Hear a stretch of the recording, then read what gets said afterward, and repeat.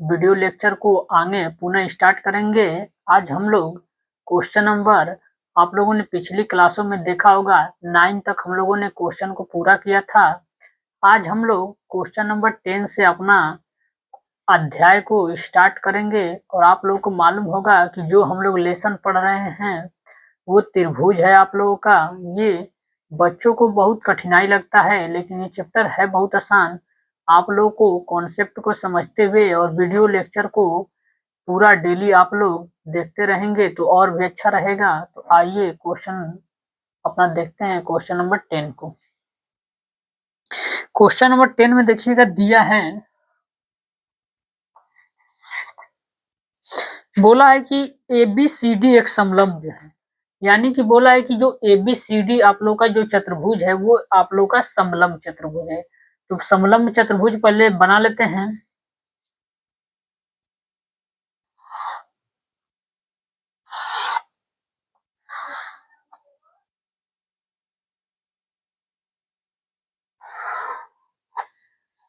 अब आप लोग समलंब चतुर्भुज पढ़े होंगे कि समलंब चतुर्भुज किसे कहते हैं। समलंब चतुर्भुज में आप लोग जानते हैं कि समलंब चतुर्भुज ऐसे चतुर्भुज को बोलते हैं जिसकी भुजाएं समांतर होती हैं, यानी कि आमने सामने की भुजाएं समांतर होती हैं और दो भुजाएं आप लोगों की जो होती हैं वो असमांतर होती हैं। तो इसमें समांतर बोला है, यानी कि ये वाला भुजा जो है इसके समांतर है। नाम रख देते हैं इसका A, B और इसका नाम C कर देते हैं और इसका नाम D कर देते हैं। ये हो जाएगा आप लोग का ABCD। इसमें बोला है कि AB जो है वो समांतर है DC का, यानी कि AB जो है वो CD के समांतर, ये लाइन इसके समांतर आप लोग को दिया हुआ है। इसके बाद बोला है इसके विकर्ण परस्पर बिंदु O पर प्रतिच्छेद करते हैं। इसके विकर्ण बनाइएगा जो बिंदु O पे प्रतिच्छेद आप लोग करेंगे। तो विकर्ण इसका बना देते हैं हम। ये हमने विकर्ण को खींच दिया आप लोग का और बिंदु O पे प्रतिच्छेद, यानी कि जहां पे दोनों विकर्ण आप लोग के एक दूसरे को प्रतिच्छेद कर रहे हैं वहां पे बिंदु का नाम O रख दीजिएगा। चलिए यहाँ पे O रख देते हैं। इसके बाद आगे बोला है कि दर्शाइए कि, यानी कि सिद्ध करना है आप लोग को, सिद्ध करना है। का सिद्ध करना है हमें कि AO बट्टा में BO बराबर होता है आप लोगों का CO बटा में DO के, CO बटा में DO। ये आप लोग को सिद्ध करना है। तो याद रखिएगा इसमें कि एक भुजा इसमें आप लोग को समांतर दिया गया है।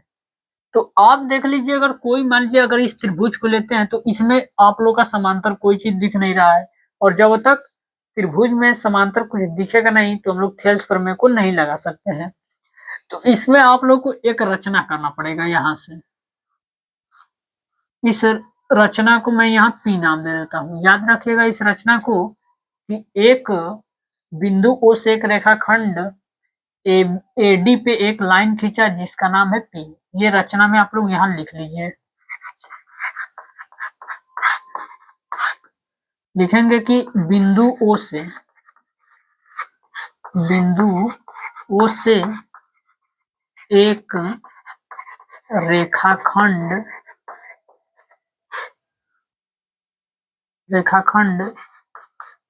AD पर बिंदु P को मिलाया। लिख देंगे, ये हो गया रचना। इसके बाद हम लोग अब उसका प्रूफ स्टार्ट करेंगे, कैसे इसको हम लोग सिद्ध करेंगे। तो यहां से लिखेंगे उत्पत्ति।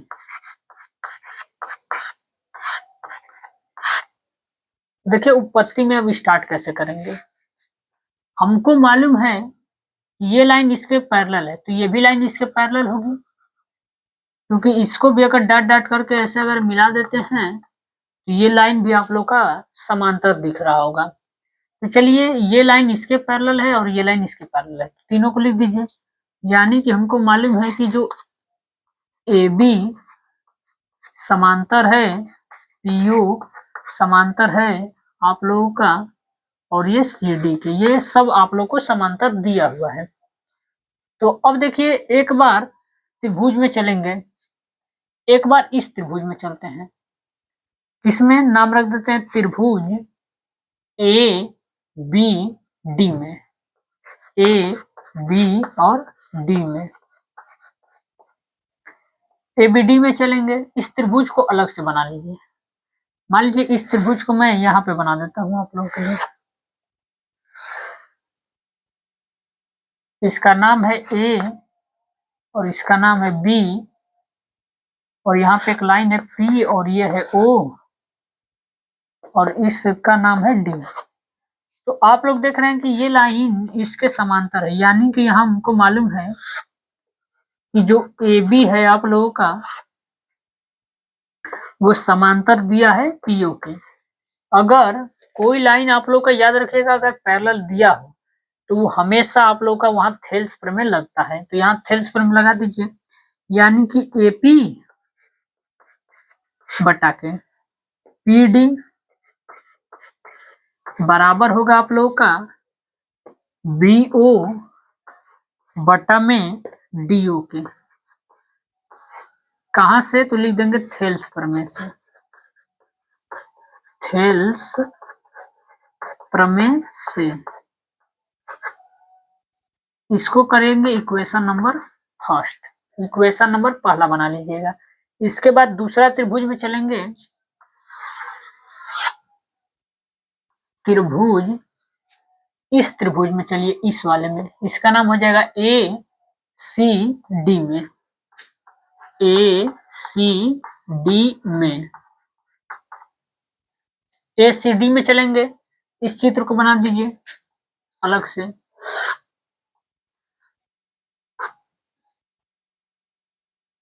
और ये दिया है ऐसे, इसका नाम ए ओ सी, ए ओ सी और इसका नाम है A P D, A P और ये डी। आप लोग को इसमें मालूम है कि ये लाइन इसके पैरेलल है, ये लाइन यहाँ पैरेलल है, यानी कि हमको मालूम है कि जो पीओ है वो समांतर है आप लोगों का सीडी के। अगर ये दोनों चीजें आप लोग का समांतर अगर दिया हुआ है तो आप लोग बोल सकते हैं वहां थेल्स प्रमेय तो लगेगा। तो बोलेंगे एपी, ये हो जाएगा एपी बटा के पीडी, ये हो जाएगा एपी बटा में पीडी बराबर होगा एओ, एओ बटा में और इसको कर देंगे सी, इसको कर देंगे इक्वेशन नंबर 2 थेल्स प्रमेय से।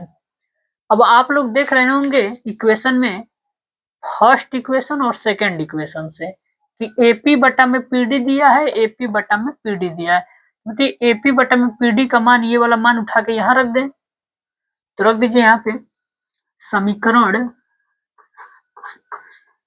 1 व समीकरण 2 से जो एपी बटा में पीडी दिया है मैं यहाँ पे रख देता हूँ उसका मान। तो क्या है मान इसका? बीओ बटा में हो जाएगा डीओ बराबर हो जाएगा आप लोगों का एओ बटा में सीओ। अब देखिए प्रूफ क्या करना है आप लोगों को। एओ बटा में बीओ का मान चाहिए और सीओ बटा में डीओ। तो आप बताइए तिरिया गुणा कर दीजिए इसका, यानी कि हमको एओ, यहाँ पे एओ दिया है बटा में बीओ चाहिए, यानी कि ये जो बीओ दिया है यहाँ सीओ के जगह पे कर दीजिए और जो सीओ दिया है वो बीओ के जगह पे कर दीजिए। तो कर दीजिए क्रॉस मल्टीप्लाई। तो इसका इसमें रख देते हैं, तो इसको एओ बटा में सीओ के जगह पे बीओ कर देते हैं, बीओ बराबर हो जाएगा आप लोगों का सीओ बटा में डी। तो ये रहा आप लोगों का, लिख देंगे कि यहाँ से ये इति सिद्धम। तो देख लीजिएगा आप लोगों का क्वेश्चन नंबर आप लोग का जो 10 है यहाँ से प्रूफ हो गया है। आप लोग इसको एक बार देख लीजिए, इसके बाद क्वेश्चन नंबर 11 पे हम लोग चलेंगे।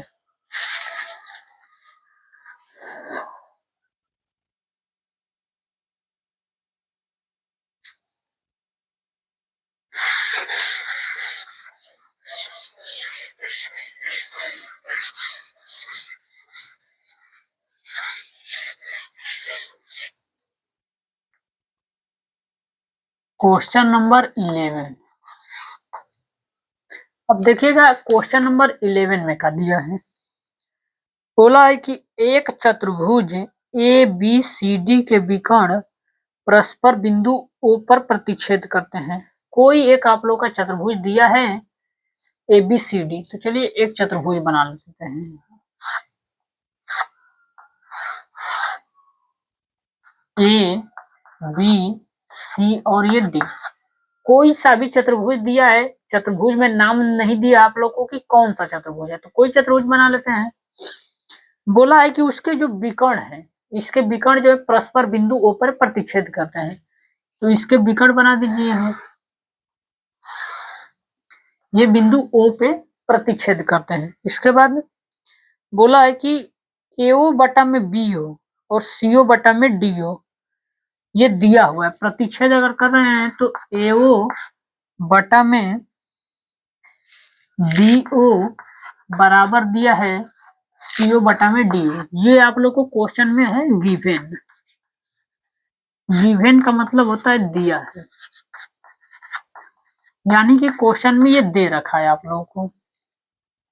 इसके बाद बोला है कि दर्शाइए कि वो एक समलंब चतुर्भुज है। इसको सिद्ध करना है कि जो ये चतुर्भुज आप लोग का होगा वो एक समलंब चतुर्भुज। तो देखिए समलंब चतुर्भुज आप लोग अभी पीछे के क्वेश्चन में आप लोग को समलंब चतुर्भुज दिया था, तो आप लोग समलंब चतुर्भुज दिया था तो उसको क्या सिद्ध करके लाए हो कि समांतर होते हैं आप लोग के, यानी कि उसके विकर्ण जो होते हैं उनका अनुपात आपस में बराबर होता है। और यहाँ क्या किया है कि विकर्ण का अनुपात बराबर दे रखा है और उसको सिद्ध करना है कि समलंब होते हैं।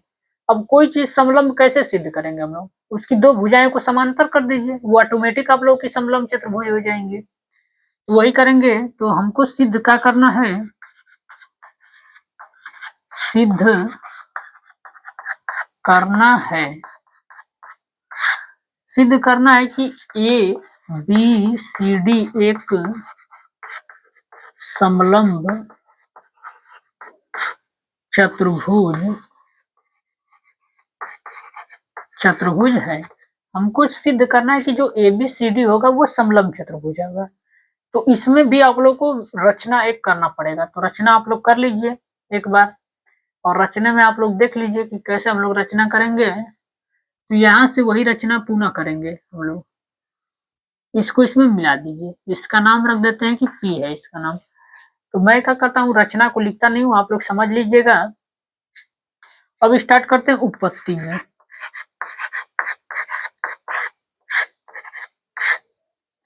अब उत्पत्ति में देखेंगे कि ये लाइन तो कन्फर्म इसके समांतर होगी।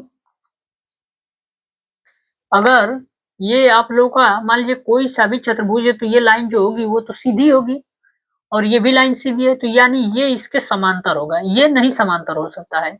अगर ये समांतर हो गया तो बोल देंगे कि ये तो सिद्ध हो जाएगा आप लोगों का।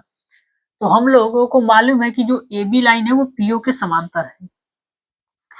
ए बी समांतर है आप लोगों का पीओ के, ये हमको मालूम है। तो जब ये मालूम है तो अगर कोई लाइन अगर आप लोगों का समांतर होता है तो मालूम होगा कि वहां थेल्स प्रमेय तो लगेगा। तो थेल्स प्रमेय लगा दीजिए, इसमें त्रिभुज बना लीजिए यहाँ।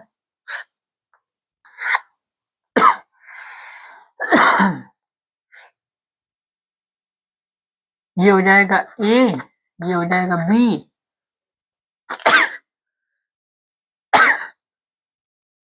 ये हो जाएगा पी, और ये हो जाएगा ओ, और इसका नाम कर देते हैं डी।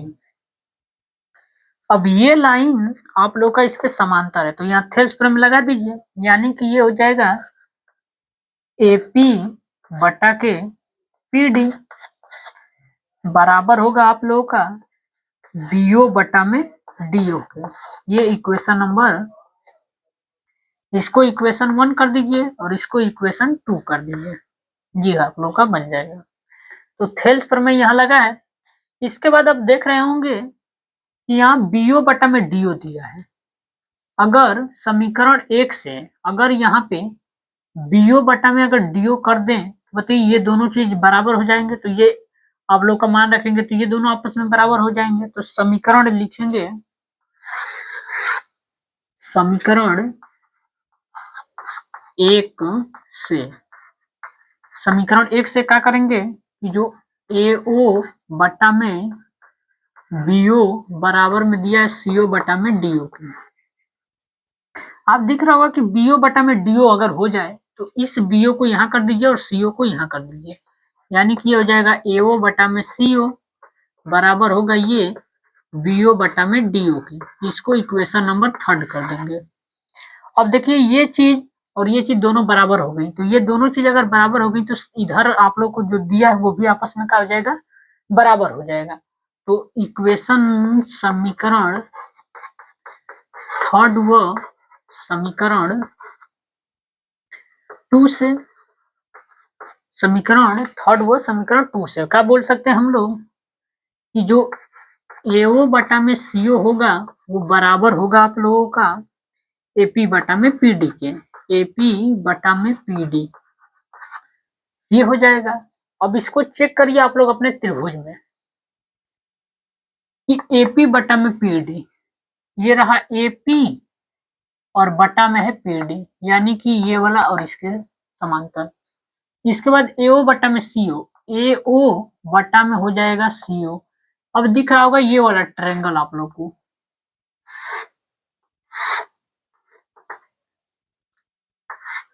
ये नाम है इसका A, ये नाम है P और ये नाम है O और ये है D और ये है आप लोग का C।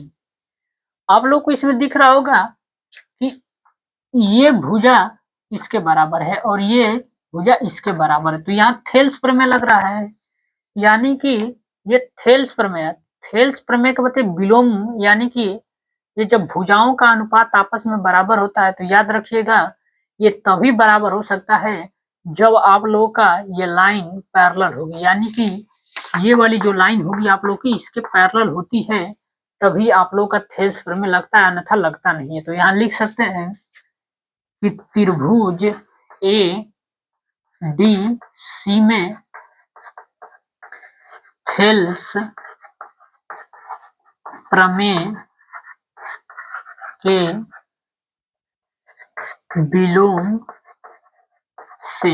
विलोम से क्या बोल सकते हैं कि जो आप लोग का PO होगा वो समांतर होगा किसके, DC के या CD के। और आप लोगों को मालूम चल गया कि ये लाइन इसके समांतर और ये लाइन इसके समांतर, यानी कि AB जो है वो समांतर था पहले ही आप लोगों का PO का, ये तो पहले ही समांतर था तथा अब ये मालूम चल गया कि PO जो है वो भी समांतर होती है DC के, यानी कि PO PO कट जाएगा, यानी कि हमको मालूम चल गया कि AB समांतर है DC के। यहाँ देखिए AB समांतर हो गया CD के, यानी कि ये इसके बराबर, यानी कि जब दो लाइन आप लोगों का पैरेलल सिद्ध हो गया तो बोल सकते हैं कि अतः ABCD एक समलंब चतुर्भुज है, समलंब चतुर्भुज है। तो देख लीजिए आप लोग अपने लेक्चर को आज हम लोग यहीं पे स्टार्ट कर दिए थे और आज यहीं से खत्म करेंगे। अगले वीडियो में हम लोग अगले क्वेश्चन के साथ मिलेंगे। जहां तक मुझे उम्मीद है कि आप लोग को क्वेश्चन पूरा समझ में आ रहा होगा और वीडियो को आप लोग पूरा वॉच करेंगे तो ही आप लोग को समझ में क्वेश्चन पूरे आएंगे। तो आज के लिए बस इतना ही रहेगा।